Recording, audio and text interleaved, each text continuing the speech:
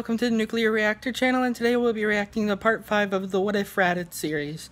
And I was wondering if you guys would like me to react to some anime as well, like the Tournament of Power English dub, because I've seen it in the sub but not the dub, and I'll do that if you guys are interested in that. And also any anime y'all would like me to react to, but the issue is with copyright and stuff, so I was thinking of maybe starting a Patreon so I can put full-length anime reactions and stuff without having to worry about any copyright infringement or anything. So let me know if that's something y'all would be interested in, and I guess we can get started now. Will raditz be able to stand up to Vegeta? Well, let's get back into the tale. Hey guys, MasterCoX here. We are back for August's edition of What If Week. It's that time of the month again where we can speculate, analyze, and think about all the different stories that are possible in Dragon Ball, but just haven't had time yet to do this, so I'm so glad to get back on. To fill the gaps and try to make it happen. Today's What If is the 5th part in the extremely popular series that I didn't think would actually take off, and I think you all know what it is. What if raditz turned good? If you haven't seen the first part of this tale, I seriously recommend that you check out the playlist. I'll include a link to it in the description and up top. It's been a really wild ride. Where we last left off, Raditz had just witnessed his arch-rival Vegeta exit the room of spirited in time alongside Trunks. And he witnessed Vegeta look back at him with a look that could kill multiple times. In this tale, Raditz and Vegeta have become really mortal enemies, and the only reason they haven't actually tried to kill each other is because there's an even bigger threat going down exactly, right now. The androids. If the green ball Cell, there, yeah. Who's to say what these Saiyans might do? However, right now, I'm actually going to answer the question that I posed to you guys in a poll in the last edition of this tale. And so would be considered an android anyway, yeah. At least I think, because he's a biological creation. I gave you the outcome of what these choices might be, so you can actually think about it some. But with a resounding although technically, since he was created from other humans and other beings, DNA and stuff, would that be considered then? Keeping Gohan relevant to the story. I don't know. There's no denying 72% is quite a telling number. Alright then, let's go with that. I'm glad he's keeping Gohan in, that's what I was really worried about. In the Cell series, Gohan is my favorite, but in the DBZA series, in the Cell series, Krillin's my favorite. Really? And they can sense the battle that is about to unfold between Vegeta, Trunks, and Semi-Perfect Cell, because quite clearly, Vegeta wants to go and get a piece of the bug. The fight plays out as it does in the anime, unfortunately. Vegeta is basically toying with Semi-Perfect Cell for what seems like an eternity. Vegeta was an idiot. Trunks can do is just simply that's all I can say. Make sure that Cell doesn't try to do anything funny or like pull some underhanded tactic or something. Meanwhile, Raditz is fuming at Vegeta's cockiness and just, why is the hell he getting on with it? He wishes to go down there and knock some sense into Vegeta, but Piccolo stops him from doing so because he's just right about to go right now. Piccolo has to remind Raditz that he is nowhere near as strong as Vegeta at this point. Well, Raditz isn't in his current state. Well, what is that supposed to mean, Raditz thinks. He asks the Namekian what he's going on about. Piccolo then says to Raditz that they know quite well that Vegeta is going to be running rampant sooner or later, and that there's going to be an even bigger fight to come. They just know it. So, the best thing to do right now is to try and plan ahead and come up with a solution between the two of them. It's there and then that they decide to do. That's true, because back then Vegeta was still a jackass. And I didn't think of he was coming around a little tiny bit, but nowhere near as much as he has in Super. You guys are geniuses. What is this plan? Well, we'll get to that in a moment. Before these two can actually congratulate I need to shut up and listen to him. They then forget about the fight that's going on down on Earth. And Vegeta's pride is rearing its ugly head once more. Of course it is. It's currently being stroked lovingly by Cell. Cell has been given free reign by Cell Vegeta is lovingly stroking number 18 Vegeta? whenever he can find her. And it's just a case of Vegeta just stroking his ego because he got dolled up in Super Saiyan Grade 2 for nothing, so it seemed, so he better make it worth his while. And also blah blah, better challenge blah. Not even Trunks' protests are enough to stop this from happening. Sure enough, Semi-Perfect Cell gets his wish, and he ultimately fuses with number 18. I mean, she's not really party to all of this. Everyone up in the lookout is cowering in fear. Raditz is cursing to the even higher heavens, because technically they're on the heavens right now, about why Vegeta is so stupid and foolish and any other kind of negative derogatory term, and how the prince has doomed everyone on this planet. Damn his pride. Meanwhile, Goku and Gohan are oblivious to this as they're busy training inside the chamber. Gohan is busy becoming a Super Saiyan, which actually happens a lot easier than it does in the anime, because of all the training that Goku did prior to the androids arriving, it meant they had a better grasp of Super Saiyan. You can thank Raditz for that, because more Saiyan training and exposure out there is definitely beneficial. With this, would Gohan go to his Ultimate 2 form then before fighting Cell? It just takes a little less time. That would be He's awesome. not gonna get the power that easy. Since Goku already knows about Super Saiyan Grade 2 prior to going inside the chamber, he then touches upon Super Saiyan Grade 3 much faster, as well as all of the drawbacks that come with it. Having realized all of this sooner, they actually eschew this transformation and go straight to Super Saiyan 4 power much sooner than they do in the actual story, which in turn means they have further time to refine the transformation and make it even stronger. Did he just say Super Saiyan 4? What? I am so confused. And Trunks' Super Saiyan Grade 3 transformation doing absolutely butt kiss and just showing again. Oh, do they mean the Ultra Super Saiyan, as in when they're saying Grade 3? The powered up form, but... Oh, okay. I mean, they have a right to be. Perfect Cell is on the loose. So Super Saiyan 2, before the Gohan arc, was not as powerful as, like, they could go to that form higher, but it wasn't perfected until Gohan did it.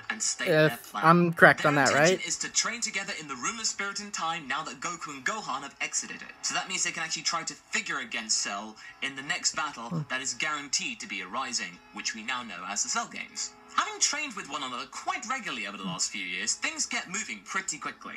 Raditz appreciates Piccolo's level-headedness, and in time, he begins to actually understand what makes Piccolo tick. Raditz went in with Piccolo, becomes far less jittery and I didn't hear that. and scared, and he's just a lot braver now than he was 5 years ago when we first met him. That would be probably a good training partner with the level-headed Raditz is now. And this is something that the Saiyan is quite keen to master, since his rationale wasn't the best when they went in, and he wants to kind of keep that under control, especially around the likes of Vegeta. The benefit to all of this is that means Piccolo gets a full year inside the Room of Spirit and Time, unlike the anime when he cut it short. With Raditz there, he has something to focus on when times get rough, and vice versa. When they emerge, Piccolo has been able to fully grasp the power of Kamikolo, so when he merged with Kami, and Raditz has risen to the power of full power Super Saiyan. Oh, let me guess, Masago, does Raditz reach Super Saiyan 2? Well, no, not just yet, no. Raditz can sense that there is more power just waiting to be tapped into, but he can't quite get there yet. It's just something missing. The emotional need for power that pushes it over. In his mind, about some kind of thing that emerged while they were in the chamber, and something that Goku believes that they could use against Cell. After Raditz gets home and spends some good quality time with Ranch and Launch, he goes over to Goku's place and tries to actually get some ideas out of the Saiyan. Goku explains to Raditz that he saw something inside of Gohan which was incredible, a power that could easily win against Cell if used properly. Something that Goku couldn't quite do, but Gohan, yeah, he got it down, he just doesn't quite know it yet. Raditz is completely stunned. He knows that he can go back into the chamber one more time, so that means he can actually try to find out this power on his own. He then asks Goku whether he should actually go ahead and do it. Goku's not too sure about that, because you don't want to spend too much time inside that chamber on your own. Oh yeah, Goku did that as a child, so and much. he almost went insane after a couple of months. Oh yeah, doing it by yourself as well. And warns him that it's not something that you should take lightly if you're going to go in there solo, especially. Having spent a year inside the chamber with Piccolo trying to calm his mind down, Raditz can then sense, especially after all that meditating, that if he were to go in there on his own, his mental health would just deteriorate, and all the hard work that he'd done over the past year would have been for nothing. In the end, just imagine that, being in a white space void, all alone by yourself for a year. This kind of means he's on the sidelines for the most part, and therefore, the initial part of the Cell Games carries on as per normal, with Goku and Cell fighting, Gohan then taking the reins, and then you know the rest. And that includes a scene where Goku gives Cell a senzu bean and is completely chewed out by his colleagues. The only real difference this would actually have is that Goku would be getting Piccolo's rant in stereo because Raditz would pretty much be aping what Piccolo is saying. Exactly. Gohan, with 16's help and sacrifice, achieves the power of Super Saiyan 2. I miss 16, especially in the abridged arc. Actually start to click for Raditz. Abridged series. He now gets it. So Raditz is thinking, well, yeah, that's the power that Goku was talking about. Yeah, okay, I might be able to do it given enough time. And when I'm not trying to fight off multiple Cell Juniors, because, yeah, that's currently a thing. Oh, yeah, actually, I almost forgot about the Cell Juniors. How would Piccolo and Raditz fare? Well, I think they would be faring a lot better than Piccolo did in the anime. That's they would true. be able to hold their own quite easily and maybe actually get a slight upper hand. The rest of the story continues. Goku notices that Gohan is starting to go rogue because of Super Saiyan 2 power. You start to lose your rationale and control, something that Goku really should have thought about, and chooses to sacrifice himself, so that means semi-perfect cell or perfect cell or whatever kind of cell is ridded of for good. It's a harrowing feeling, Or so because they this just thought. hates everything that happened in the Saiyan saga, only the roles have been reversed. And Raditz didn't really get to say goodbye to his brother, I mean not properly. The only other major difference is that Raditz joins Vegeta, reluctantly, to actually act as a distraction for Perfect Cell, while the Kamehameha beam struggle is going on. Vegeta mocks Raditz as he's doing this, but thanks to all the mental training that he'd been doing with Piccolo, Raditz is able to brush this off and just carry on with the task at hand. The attack? Why, of course, it would be a double Sunday. Later on, Raditz breaks the news to Chi-Chi and launches there too to help console the widow of Goku. Ranch witnesses all of this going on, but Gohan is quick to notice this and distract her by saying that you might be having a new nephew very soon, so get excited for that. This is Goten we're talking about, by the way. Now that it seems that his brother is unlikely to return, especially for the fact that Goku actually refuses to return, it's up to Raditz to honor the family name of whatever Bardock's surname was, and actually get stronger for his brother. In the anime, Vegeta lost his That'd be mojo after interesting. Goku disappeared. What Because he didn't is have anyone to Bardock's compete last name? against, Did they ever so he kind say? of lost his way. But Let me now know. that in the story, Raditz is just as big a rival to Vegeta as Goku Unless is, it's a spoiler and he then puts from his attention the new squarely DBZ, onto Raditz in DBS terms of a movie. benchmark and a yardstick, so that means Vegeta carries on getting stronger. Right, it's By the now way, time can't wait for to the see time that in skip. theaters. We move forward 7 years and we get to see Ranch now at 9 years old. And here is a picture of her. Thank you, Malik, for the awesome art. I took I see everybody's it. fan art that you sent to me over at MasterCoX on Twitter, and by the way, they were all great. Thank you so much. Got And Launch's incorporated all face, the but aspects from the not the different black designs hair. into Interesting. this actual final Almost version. looks like a In the little 7 years that Videl, have actually kinda. followed since the Cell games, Ranch has actually become quite the fighter, whilst also wanting to retain a little bit of feminine charm. She is someone who knows what she wants, and that is to kick some ass, much like her father, and also to look good whilst doing it, and she gets that from her mother. Can she go Super Saiyan? Well, yes, she can. Given how much that Raditz has been actually training over the 7 years, and how much he'd actually want to include his daughter in all of this, you know, good bonding and all that, I think she would end up training with her father and actually reap the benefits of the Super Saiyan transformation, much like how Trunks and Goten did. In the meantime, Raditz and Launch have had more children. Twin boys, in fact. Ooh. What are their names? Well, they're named after different types of radish. Daikon and Mooli. By the time we get to the Buu saga, they're about 3 years old, and they're actually quite precocious and fun-loving children, and they love to see their big sister and their father fight as they're training, and sometimes they actually wish to get involved, but obviously they can't do much, they're only toddlers. In the 7 years before the Buu arc, Vegeta and Raditz do meet up on occasion, but when they actually do, and especially when in public, the dialogue is very stunted and minimal. In fact, at one point, Vegeta wanted to test out his might against Raditz so badly that he actually caught Raditz unawares and just completely pounced on him. Raditz was able to hold his own, but he was left quite badly injured. Vegeta was absolutely adamant that he had to Interesting, assert though. himself over his once underling. But don't worry, Raditz gets his own bag eventually. Does Ranch train with Goten and Trunks as well? It's more Trunks than Goten. She did used to train with Goten quite a bit, but when Chi-Chi put a stop to that when Goten accidentally went Super Saiyan, Ranch had to look elsewhere. They actually get on pretty well, despite the fact that Ranch is fully aware that Trunks is quite a spoiled brat, as we also know that he is. Nevertheless, the three young Saiyan hybrids get along famously, and there is actually a little contest between them about who can be the strongest. For those of you thinking that this is all completely irrelevant, trust me, it's not. It's time to get voting again. This time, I'm asking another biggie.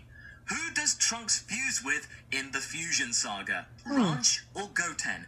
If you pick Ranch, then that means that Goten doesn't really figure much in the next arc, and he's kind of pushed off into the background.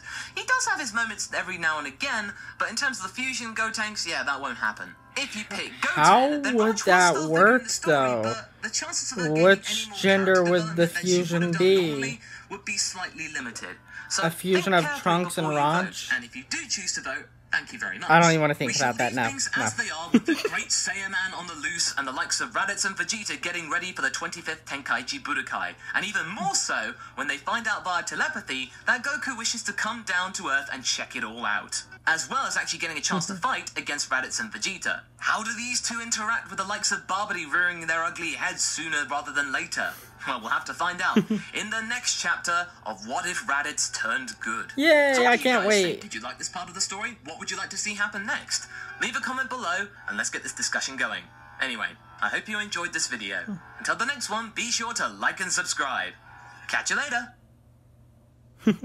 Thank you guys for watching, and let me know if you would like me to do the full-length anime stuff on Patreon or not, and I'll try to figure that out.